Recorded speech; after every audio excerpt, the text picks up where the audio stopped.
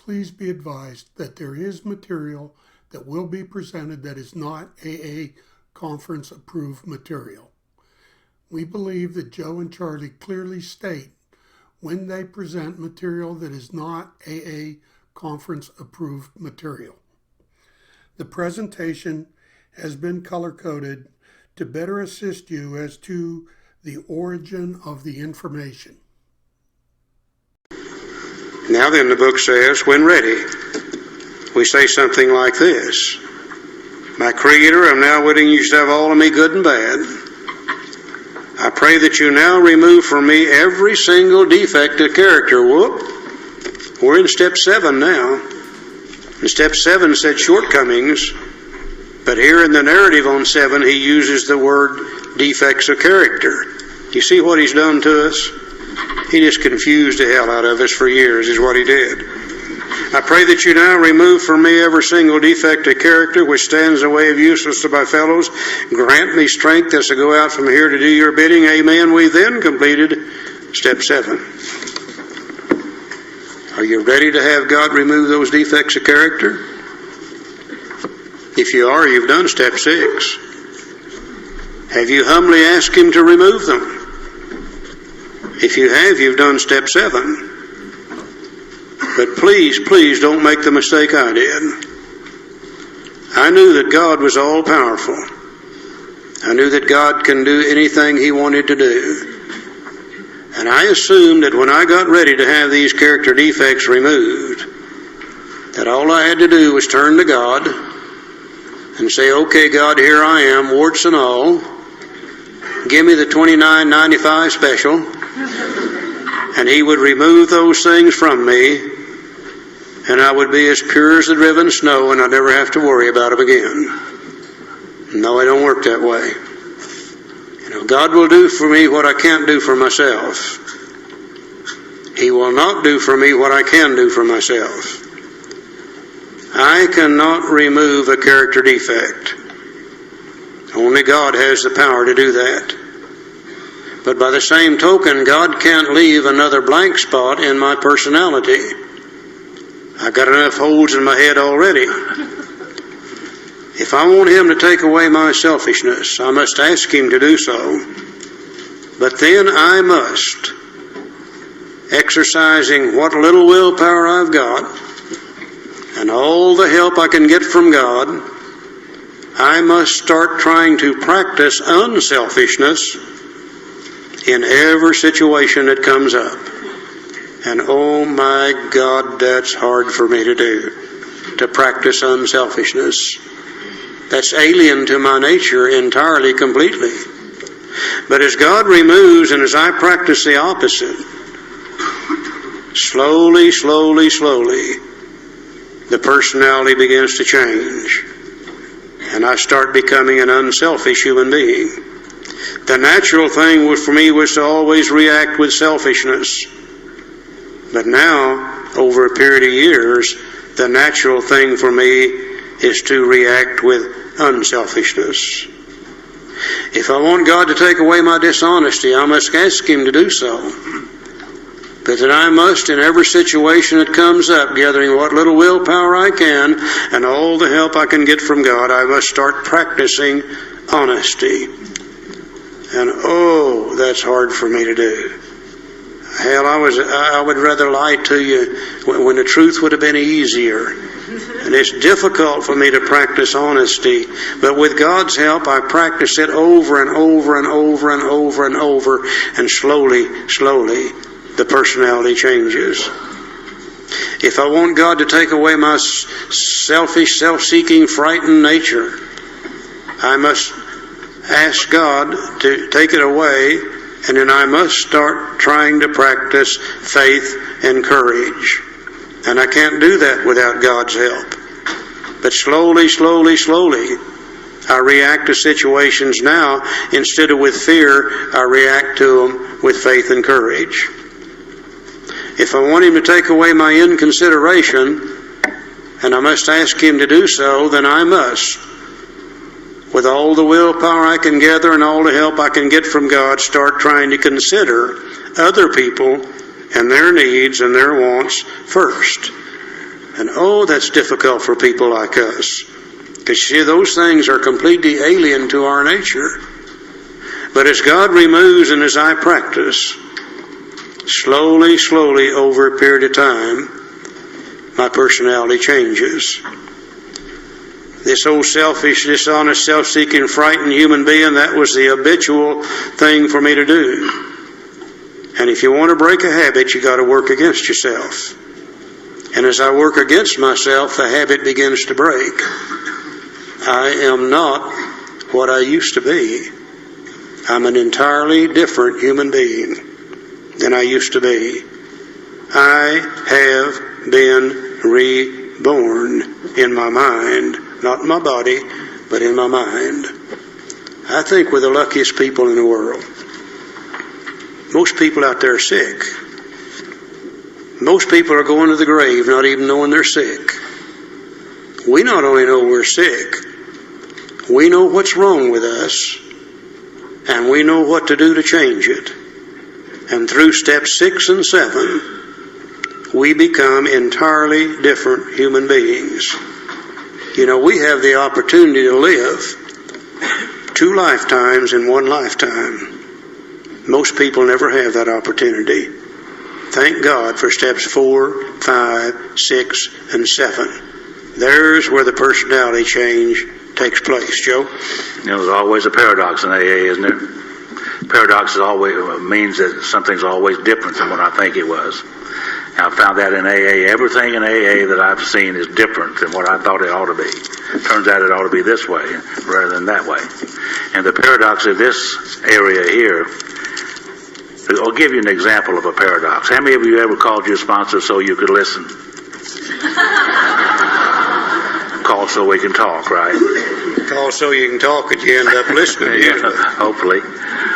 But that's the paradox. And the paradox here is that they use the doctor's opinion in the first 4 chapters to do steps 1 and 2, 3.5 pages to do step 3, 8 pages to do step 4, 4 pages to do step 5, and a whole chapter devoted to working with others. And the paradox is that 2 of the biggest steps in all of Alcoholics Anonymous is 6 and 7. 2 paragraphs. 2 little paragraphs. 6 and the biggest steps in Alcoholics Anonymous. I know by the time I got to 6 and 7, I could see what I'd become. And granted, I did not like what I had become. And a little doubt began to creep into my mind. I mean, can God really change me from what I've become to what He intends for me to be? I mean, really? And I had to reaffirm that statement that I read back on page 53. God either is or He isn't. And what was my choice going to be? Either He can or He can't. What is my choice going to be? And I chose to believe that He could. You know, this is the tools of change. 6 and 7 is the tools of change. To change from what I've become to that which God intends for me to be. It's also the tools of acceptance. A lot of people would have us today to believe that you can just walk around accepting things. I can't. There's a process by which I have to involve myself in to learn to accept what I've become. Acceptance is not an event.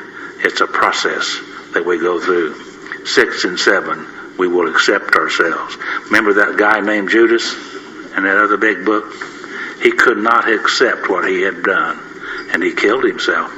You hear people around the fellowship today from time to time doing that because they could not accept what they had done, and they killed themselves. 6 and 7, 2 of the biggest steps in all of Alcoholics Anonymous.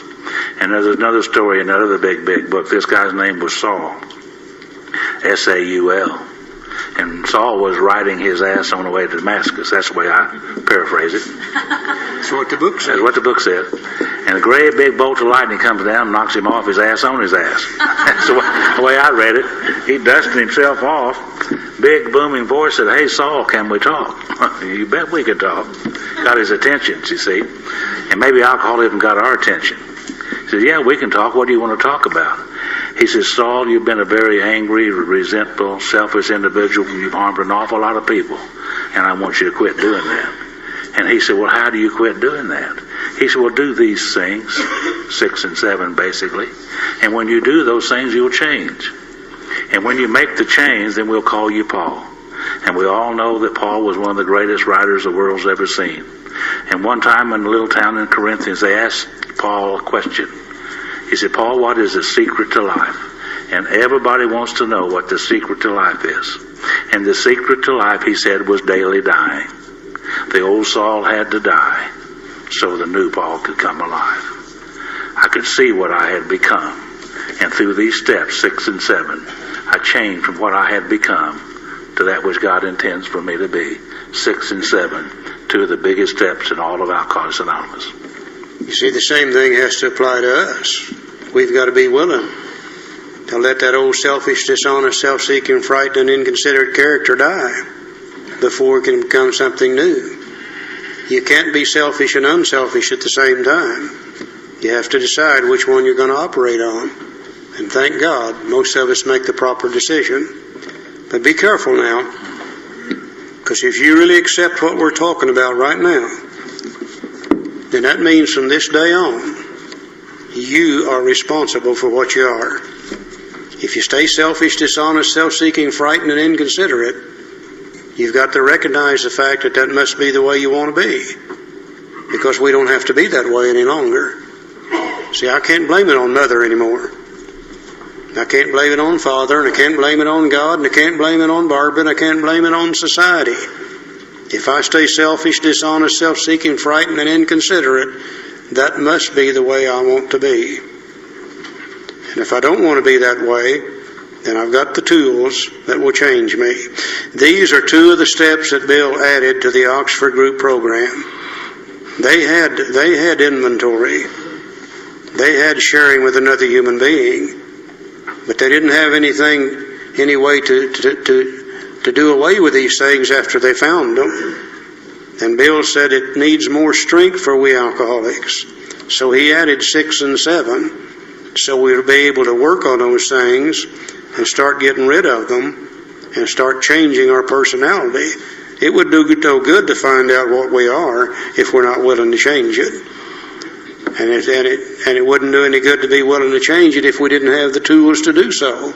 And that's what 6 and 7 really bring about. You heard that little statement, I know, around AA, if you always do what you always done, you always get what you always got. And that's what we're talking about here. Either we're willing to change or we'll keep on getting what we've always got. It's our choice. Okay, now through the inventory process, we got rid of resentments. We got rid of fears. They were replaced with the opposite. 2/3 of my store was straightened up. But also in the back of this store back here now, remember, this storeroom was filled with shame and fear and guilt and remorse associated with the people I've hurt in the past. And we've looked at those people through the inventory process, but we haven't done anything yet to get rid of the guilt and remorse associated with those people. Now, it's long been known that if you want to get rid of the guilt and remorse associated with the things done in the past, there's really only one way to do that. And the human race has always known that you get rid of that stuff by making restitution for the things you've done in the past. And the Oxford Group program used the word restitution. And Bill knew that no self-respecting alcoholic was going to like that. So he changed that to making amends. And they only had one step, but he made it into 2 steps.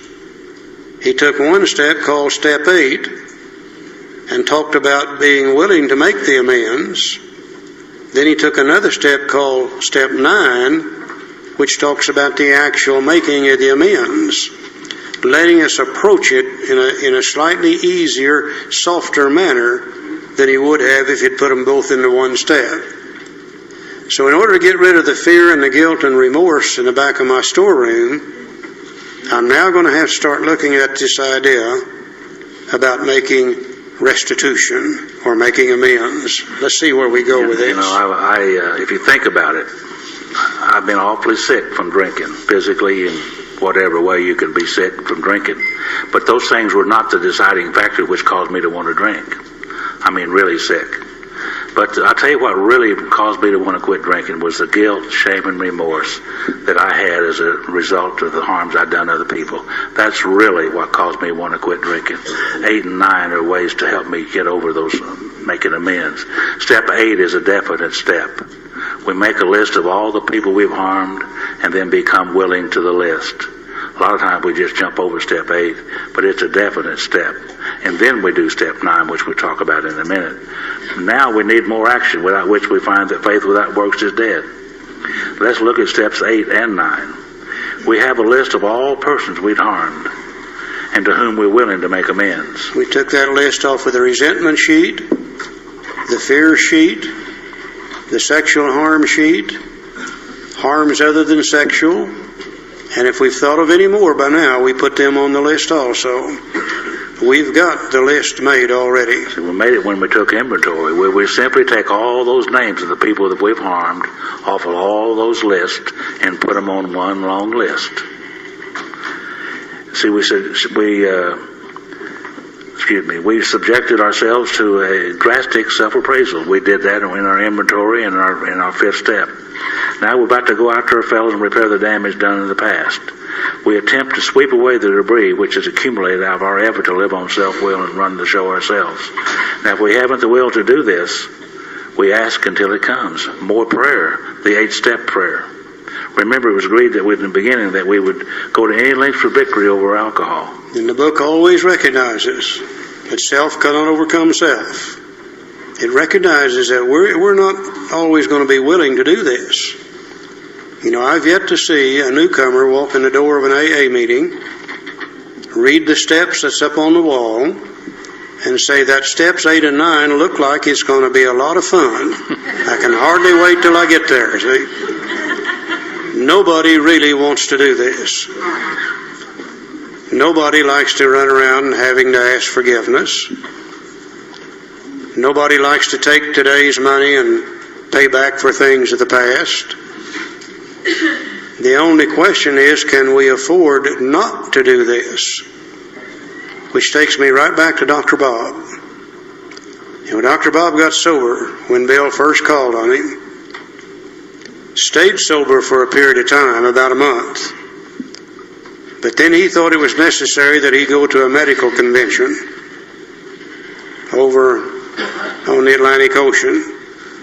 And Ann begged Bill not to let him go. Said, Bill, if he goes over there, he'll get drunk. He does it every year. And Bill said, let him go. He's going to have to learn to live in society where there's always going to be plenty of alcohol. And he said, if he gets drunk, we'll do something about it when he gets back. Dr. Bob went over there, and sure enough, he got drunk. Comes back to Akron, ended up at his nurse's home. And she called Ann and Bill and said, come and get him, he's drunk. And you're going to have to do something with him. He's got surgery scheduled here in 2 or 3 days. And he's the only doctor on staff that can do this particular surgery. Dr. Bob was a proctologist. I'm glad he wasn't working on my procto 2 or 3 days later. They went over and they got him and they took him home and they walked him and they coffeed him and they gave him a drink or two to keep him going into DTs. And about 3 days later, Bill takes him to the hospital to do the surgery. And in the parking lot of the hospital, Dr. Bob said, Bill, I can't do this surgery. I'm shaking and I'm sick and I'm trembling and I'm going to hurt somebody. And Bill reached to the back of the car and got out a bottle of beer, popped the top on it and said, drink this and you'll be okay. And Dr. Bob drank the beer, went upstairs, did the surgery, and sure enough, it came out all right. Bill's waiting on him in the parking lot. Dr. Bob disappears. Bill waits there for literally hours. And finally he assumes that the beer has triggered the allergy and Bob's off and running again. So he goes back to Bob's house. Bill and Ann wait until late evening. And Dr. Bob shows up and he's sober. Bill said, where in the hell have you been?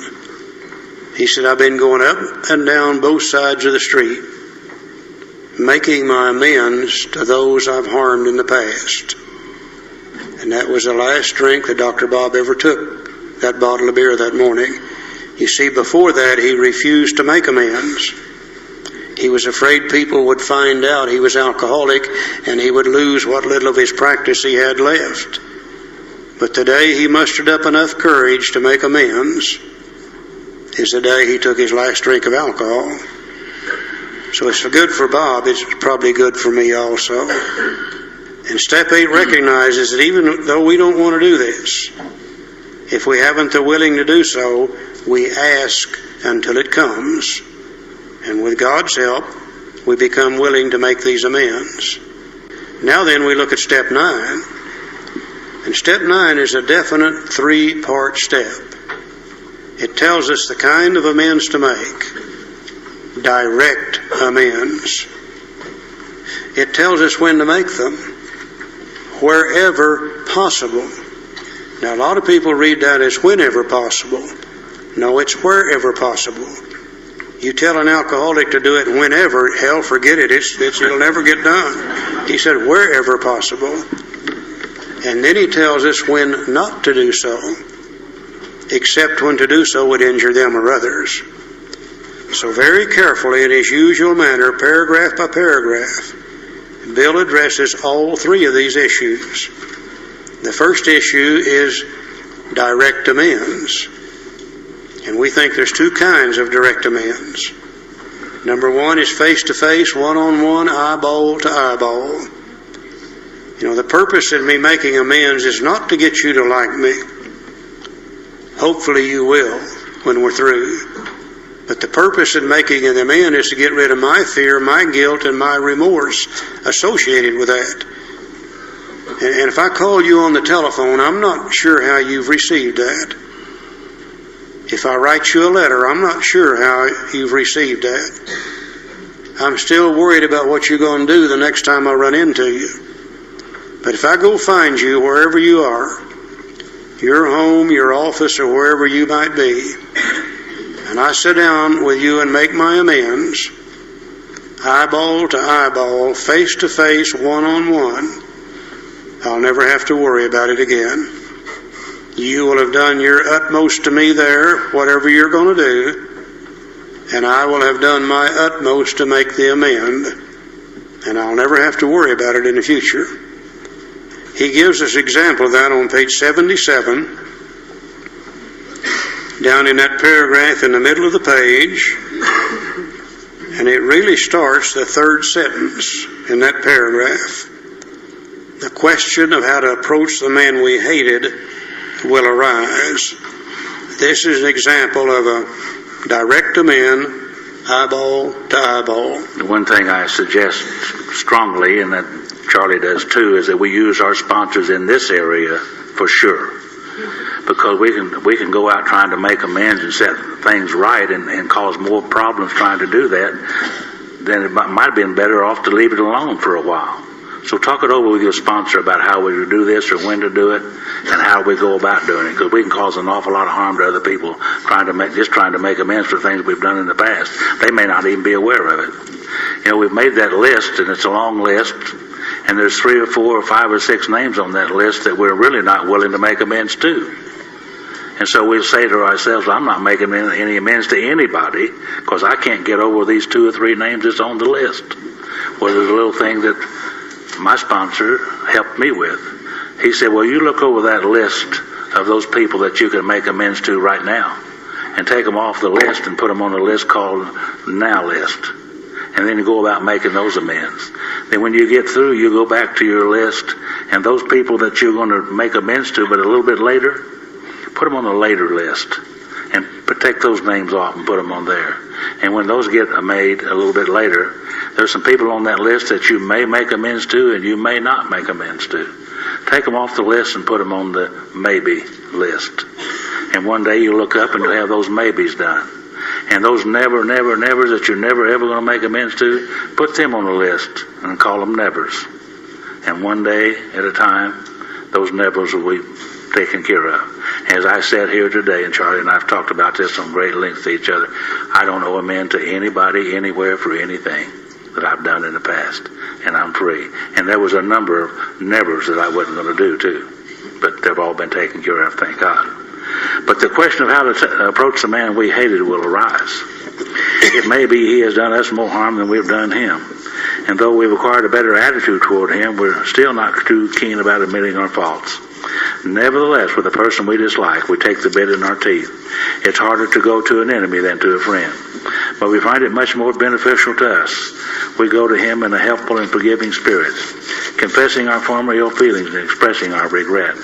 Under no condition do we criticize such a person or argue. Simply we tell him that we will never get over drinking until we've done our utmost to straighten out the past. We're there to sweep off our side of the street, realizing that nothing worthwhile can be accomplished until we do so. Never trying to tell him what he should do. His faults are not discussed. We stick to our own.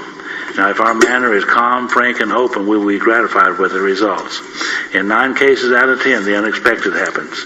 Sometimes a man we are calling upon admits his own faults, so feuds of years standing melt away in an hour. Rarely do we fail to make satisfactory progress. Our former enemies sometimes praise what we're doing and wish us well. Occasionally they will offer assistance. It should not matter, however, if someone does throw us out of his office. We've made our demonstration, done our part. It's water over the dam. And every time I read that story, I remember my friend, my cousin, Gary. And Gary and I were, I guess, were a whole much alike. Seemed like we couldn't be around each other in there for many, many years without arguing or fussing or fighting or doing something. And we just couldn't get along at all. And one day I was in a restaurant when I was in the area of the 9th step, and I looked up at Gary, and Gary was standing at the door. I've never been in that restaurant before or since. And Gary had never been in that restaurant before or since. And I thought, well, this must be odd, or is this God? God makes it wherever possible. And so I motioned to Gary to come over, and we hadn't talked to each other in a long time. And he came over very reluctantly. He wasn't quite sure what I might do. And I asked him to sit down, and he did reluctantly. And I said, Gary, I'm an alcoholic, and I've joined Alcoholics Anonymous, and I've harmed you many, many times in the past, and I would ask you to forgive me for those if you could. He's kind of relaxed like that, and he said, you know, Joe, I want to ask you to forgive me the things I've done to you. And all that stuff went away just like that. And the best thing about that is that we are to see each other from time to time, not very often. And from time to time, years ago, he used to come to Alcoholics Anonymous. And when he did, he would come to the meeting that I attended. Hadn't been there in a long time. But we can be civil to each other today. We just don't go fishing with each other, but we can be civil when we're around each other, thank God. And that would never happen had it not been for that many, many years ago. And I used to lay awake nights thinking, how could I just get everything even again? Remember? Oh, if I could just make amends one more time, get it all even. Well, this is the way to do it, to get it all even one more time. That's all I ever wanted. And Gary and I are even. I don't harm him, he don't harm me. If that wouldn't work on somebody you hated, then surely it would work on somebody you just don't care too much about. Surely it would work on one of those you kind of like. And I bet you it'd work on one you love too. Eyeball to eyeball, face to face, one-on-one, direct amends. Another kind of direct amends is in equal proportion.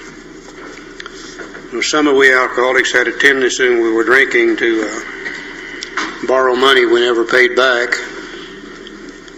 to run up bills we never did pay, to tear up automobiles we never did fix.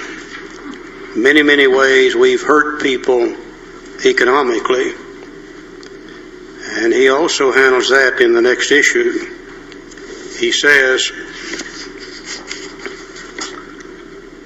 most alcoholics owe money. Now, I think that's the understatement of the year right there. He says, we do not dodge our creditors, tell them what we're trying to do. We make no bones about our drinking. They usually know it anyway, whether we think so or not.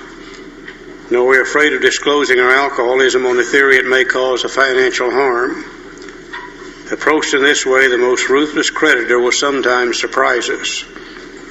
Arranging the best deal we can, we let these people know we are sorry. Our drinking has made us slow to pay. We must lose our fear of creditors no matter how far we have to go. For we're liable to drink if we're afraid to face them. And I think what Bill is saying here, what I would really like to do myself, in our grandiosity, I would like to get all the money together in one lump sum and put it in a sack and take it in there and slam it down on the desk and say, here's your damn money. But most of the time, we're not going to be able to do that. And I think what Bill is saying to me here is I need to go to this guy and say, look, I know I owe you $1,000. You know it too. And I can't pay you today. I wish I could. But what I'd like to do is start paying you $5 a week, $10 a week, whatever I think I can live with. And you'll be glad to have $5 or $10 a week. That's better than nothing. And I start paying you that $5 or $10 a week. And as the weeks go by, I pay that 5 or 10, whatever I've decided to do. And one morning I wake up and that thing is paid off. I say, hey, I don't know that guy anymore. The guilt and remorse and fear associated with that's gone. I go to the next one. And I say, now you and I both know that I owe you $800. Can't pay you today. But I'd like to start paying you $20 a week. Probably now I'm making a little more money. And as the weeks go by and I pay that $20 a week, I wake up some morning and by golly, that sucker's paid off too. And that fear and that guilt and that remorse is gone. Then I go to the next one. And then I go to the next one. And then I go to the next one. And someday I wake up and all of it's gone. Don't owe anybody any more money. Don't feel guilty about it. I'm not afraid of what you're going to say or do if I run into you. We'll never get it done if we wait till we get it all together in one lump sum. But we can certainly do it a little at a time until it's all paid off. Now I hear a lot of people say, well, Charlie, that's probably true. For $800 or $1,000 or $1,200 or $2,000. But what if it's $500,000? What if it's $1 million? What if it's $1.5 million? Can we pay that back? Well, I don't know why we can't. If we're smart enough to steal it, we're probably smart enough to pay it back if we're willing to do so. You know, I think we forget from step 3 on, God is with us in all these action steps. And if we're willing to do these things, God's going to make it possible for us to do so. You know, Joe and I both had a AA mentor in Tulsa, Oklahoma named Dan. Dan's dead now. If Dan had lived, it would be how many years? 50 years last January. 50 years, January this year, Dan would have been sober. Dan was 29 years sober, and he said, Charlie, I paid the last one of them last week. I said, Dan, how do you feel? And he said, I feel about 8 foot tall. Dan was a little bitty fellow, about 5 foot 1 inch. He said, this is the first time in my life I can ever remember that I don't owe somebody something for what I've stolen in the past. When Dan was drinking, he was in the oil business down in Texas. And he hooked them, and he hooked them big too. Took him 29 years to pay them off after he got sober. But he actually paid him off. And Joe and I have known him ever since we got sober. And Dan and Sarah never had a whole lot of money. But they had a nice place to live. They had a nice car to drive. They had all the things necessary for a good life. And managed to pay these people back at the same time. I tell you how great old Dan was. How good a con artist he really was. When he was drinking down in Texas, Sarah, who later became a great Al-Anon, Sarah took him to the State Insane Asylum in Big Spring, Texas, to have him committed for alcoholic insanity. And the head psychiatrist interviewed Sarah, and then he interviewed Dan. And after a while, Dan left and Sarah was locked up. She stayed there for a year. They taught her how to live better electrically with all the little shock things and everything. Dan was a real con artist. But he got them all paid back, and we can do that too, if we're willing to do so. Now, he goes on here and he talks about criminal, and we're not going to try to cover them all. It takes too much time. But he talks about what we ought to do about criminal offenses. Over on page 80, he talks about where other people might be injured. He talks about going and getting their permission before he made the amends. At the bottom of page 80, on page 81, he talks about domestic problems. He talks about sex outside of marriage. What are we going to do about that?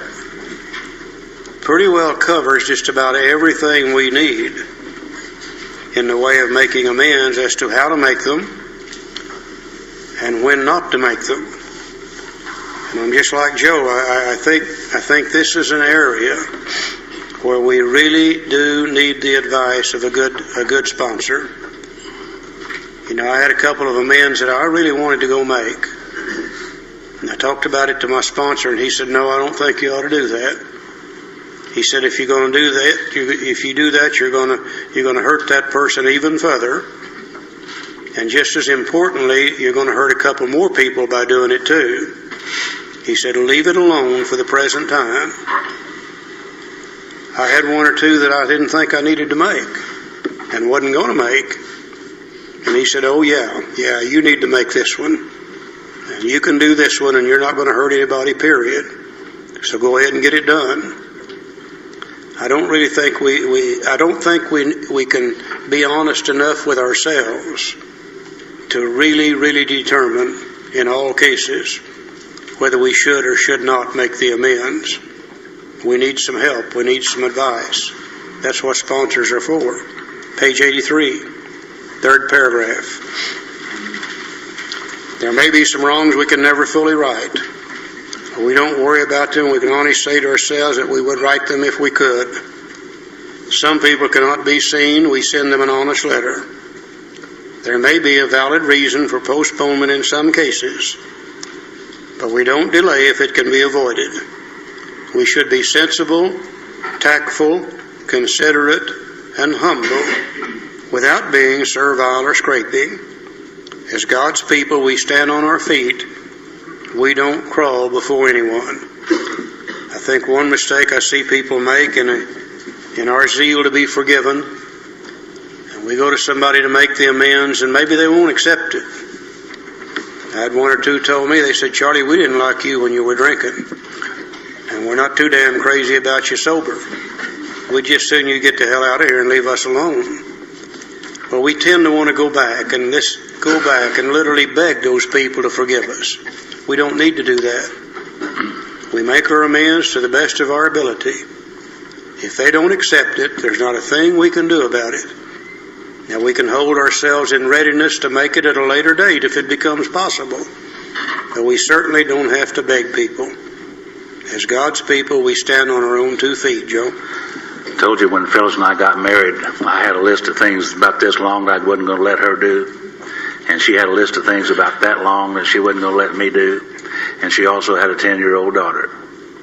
And Phyllis and I could not get along, period. Zip. We couldn't even drink together. So we kind of split up Tulsa.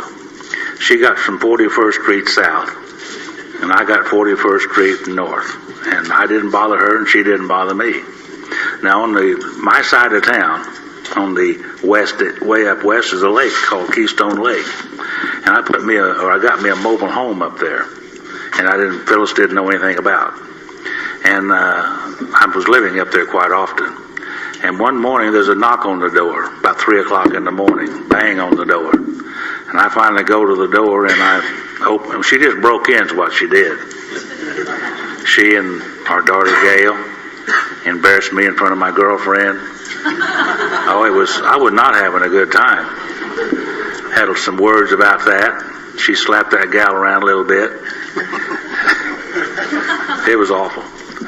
The next morning I woke up and there's all my stuff out in the yard like it's supposed to be. She went off and filed for divorce again. Where was your car? Oh, she took my car. I had to call my boss to come get me to get to work. And she took my car and made off with what little money we had. Filed for divorce, restraining order, typical deal.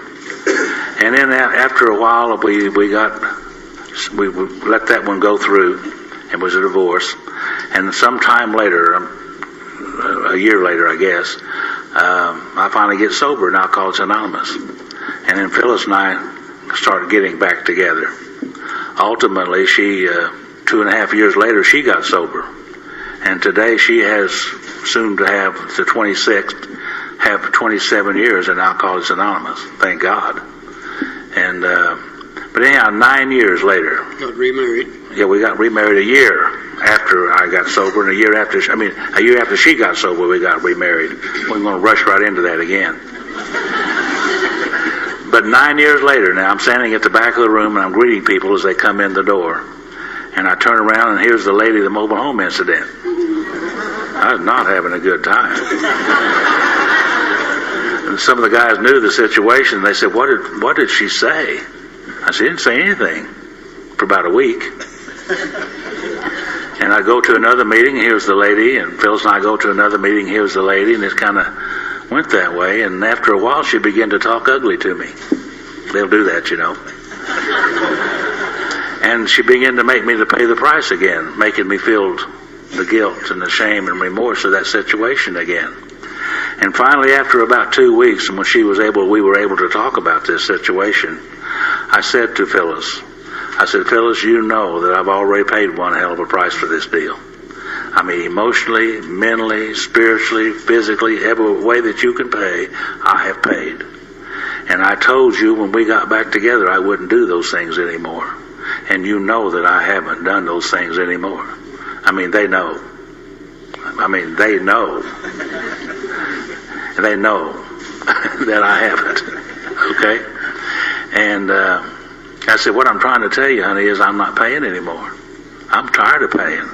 It's like last month's electric bill. I paid it, and I'm not paying that one no more. And I said, you got a problem with this lady, and I suggest you get it straightened out. Well, a little bit later, after she come down out of the ceiling, a little bit later she invited this lady to lunch to talk. I don't know what was said. I don't want to know what was said.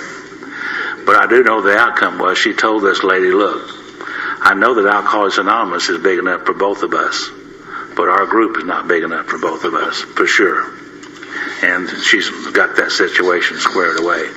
Thank God. But what I'm trying to say is they'll let you pay forever if you'll pay. There comes a time when you quit paying. Okay. We've read in the book that it's a design for living that really works. And one day we became intrigued by this idea and began to look into what are they talking about when they call it a design for living that really works. And we begin to realize that we human beings are actually tridimensional creatures. We're born to live with the Spirit. If God dwells on each of us, then we have to live with God. Whether we like it or not is beside the point. The only question is, do we live with God in harmony or disharmony? I don't know of any group of human beings that got in more disharmony with God than we alcoholics have. We also have the mental dimension of life. We all have a mind. Sometimes we act like we don't, but we do. The only question is, do we live with it in harmony or disharmony? I don't know of any group of people that got in more disharmony with their minds than we alcoholics have. We also have what we call the physical dimension. And for years I thought that referred to my body only. But today I realize the physical dimension is the world and everything in it, period. And we don't have any place to live except here on earth. Whether we like it or not is beside the point. Again, the only question is, do we live here on earth in harmony or disharmony with the world and everything in it? I don't know of any group of people in the world that ever got any sicker and in worse disharmony with the world and everything in it than we alcoholics have.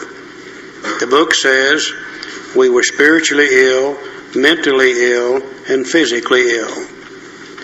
Now it looks as though to us that the first 9 steps are designed to to put us back together in all three of those dimensions as God intended for us to live in, intended for us to be.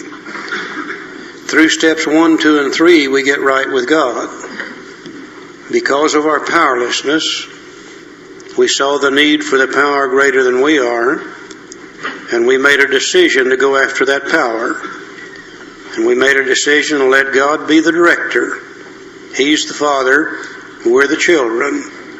Now that's the first time we've had that relationship with God in a long, long time. Always before we told God what we wanted Him to do. God, give me this, and God, give me that, and God, do this, and God, if you'll do that, I'll do that. Today I realize that that doesn't do any good. God don't have to bargain with us. God's got the stick. We got right with God in 1, 2, and 3. That removed just enough self-will to let us start looking within our own minds. And within our own minds, we begin to see those things that had separated us from God and separated us from other people and caused all the mental problems that we have, and caused all the problems that we had from the result of hurting other people and etc. And through 4, 5, 6, and 7, we begin to change. And we begin to get right in our heads. We begin to get well in the mental dimension in 4, 5, 6, and 7. Then through steps 8 and 9, we begin to reach out to the world and everybody in it and begin to do something about our relationship with other people and everything in the world, and we begin to get right there too, in the physical dimension. So it looks like the first 9 steps are designed to put us back together as God intended for us to be in the first place. Now, we will get results from this. It's not by accident that the promises on page 83 and 84 come after the first 9 steps. And if we're right with God, if we're right with ourselves, and if we're right with our fellow man, we're probably going to feel pretty good. The promises will tell us how we're going to feel, Joe. So if we're painstaking about this phase of our development. Which phase? Well, the amends phase. We'll be amazed before we're halfway through. We're going to know a new freedom and a new happiness. We will not regret the past nor wish to shut the door on it. We will comprehend the word serenity and we will know peace. No matter how far down the scale we've gone, we'll see our experience can benefit others. That feeling of uselessness and self-pity will disappear. We will lose interest in selfish things and gain interest in our fellows. Self-seeking will slip away. Our whole attitude and outlook upon life will change. Fear of people and of economic insecurity will leave us. We will intuitively know how to handle situations which used to baffle us. We will suddenly realize that God is doing for us what we could not do for ourselves. Are these extravagant promises? We think not. They're being filled among us, sometimes quickly, spiritual experience, sometimes slowly, spiritual awakening. But they'll always materialize if we work for them, have to work for them. I come to Alcoholics Anonymous, I was restless, irritable, discontented, full of guilt, shame, and remorse, and resentment, and anger, and self-pity, all the negative things that I'm dragging in here. I worked these steps, and I began to get these promises. And these promises I know today didn't come in my body, they all come in my head. The main problem of the alcoholic centers in the mind rather than in the body. And these promises are a result of ideas, emotions, and attitudes which were the guiding force of my life was suddenly cast to one side. And these ideas, emotions, and attitudes begin to dominate my life. These things are the things that I was looking for all along. Now I'm going to read the promises again for 2 reasons. Number 1, I love the way I read them. But number 2, I'm going to add some words to them. And the words I'm going to add to them refer to a time when I was young and I could drink alcohol and it was my friend. And I could drink it and be Fred Astaire on the dance floor and the world's greatest lover in the back seat of a 36 Chevrolet. This is the way alcohol used to make me feel before it turned against me and literally destroyed me. Whenever I took a drink of alcohol, I knew a new freedom and a new happiness. Whenever I took a drink of alcohol, I did not regret the past nor wish to shut the door on it. Whenever I took a drink of alcohol, I would comprehend the word serenity and I would know peace. Whenever I took a drink of alcohol, no matter how far down the scale I had gone, I could see how my experience would benefit others. Whenever I took a drink of alcohol, that feeling of uselessness and self-pity would disappear. Whenever I took a drink of alcohol, I would lose interest in selfish things and gain interest in my fellows. Whenever I took a drink of alcohol, self-seeking would slip away. Whenever I took a drink of alcohol, my whole attitude and outlook upon life would change. Whenever I took a drink of alcohol, fear of people and of economic insecurity would leave me. Whenever I took a drink of alcohol, I would intuitively know how to handle situations which used to baffle me. Whenever I took a drink of alcohol, I would suddenly realize that alcohol was doing for me what I could not do for myself. Think about that for a moment. My God, no wonder I love to drink. When you find something that'll do that for you, you can hardly wait to try it again and again and again and again and again. And alcohol was my friend. Alcohol gave me all these things for a long, long time. That's why I love to drink. But one day alcohol turned against me. And all the things I was afraid would happen to me now began to happen because of the alcohol. It quit doing these things for me and started doing other things to me. And I became a very, very confused individual. And not knowing I was alcoholic, not knowing I would never be able to recapture these things from alcohol, I spent the last 5-6 years of my drinking desperately trying to recapture these things, and damn near destroyed me in the process. And I came to AA, and you handed me a book called Alcoholics Anonymous, and I used the first 9 steps in this book called Alcoholics Anonymous. And one day I woke up with these promises in my mind. And I suddenly realized that the first 9 steps of Alcoholics Anonymous are giving me all the good things that alcohol used to give me when alcohol was my friend. That's why I don't drink today. If I hadn't have found those things through the first 9 steps, I would still be searching for it somewhere and probably would be dead from alcoholism by now. But you see, they have given me all the good things that my friend alcohol used to give me when I was a young fellow and enjoyed it so well. And with that realization also came the realization that so far, the first 9 steps have never turned against me as alcohol did. I've never been placed in jail because of the first 9 steps. No woman has ever drugged me through a divorce court because of the first 9 steps. Nobody's ever beat the hell out of me because of the first 9 steps. They have given me all the good and none of the bad, and that's the miracle of Alcoholics Anonymous. That's why I don't drink today. And if you look at those promises, every one of them deals with the mind. None of them deal with the body.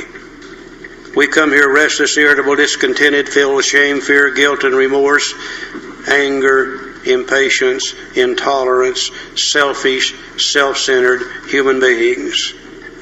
Now, if we've changed from that state of mind to the state of mind that gives us, that we're given in the promises, then surely we've undergone a great change in our personality.